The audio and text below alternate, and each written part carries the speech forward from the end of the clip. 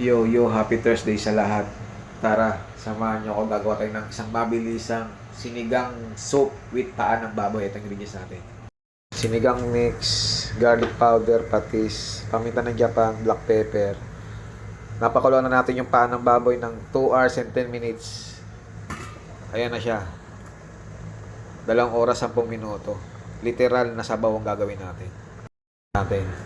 Gagawa tayo ng soup ng inasal style. Ang mabilisan lang. Literal na sabaw.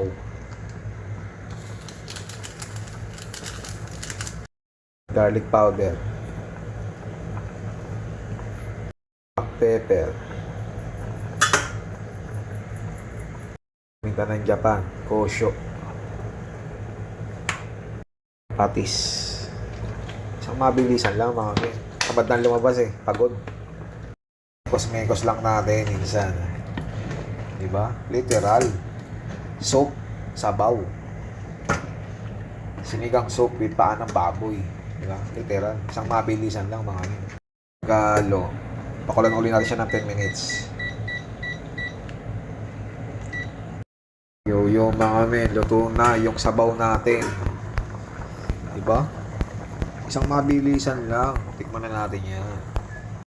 Yo, tikman na natin the moment of truth. Thank you Lord, tadakimasu. Literal, sabaw. Sabaw ng mag-inasal with paa ng baboy. Tikman na natin mga men.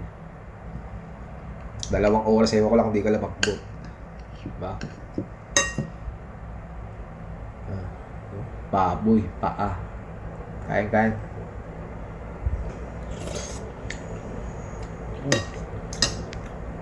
Asim.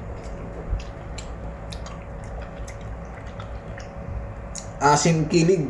Literal, mga men.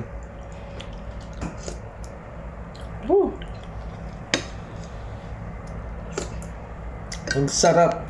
Sundan nyo yung ginawa ko. Simple, madali, mabilis. Ay.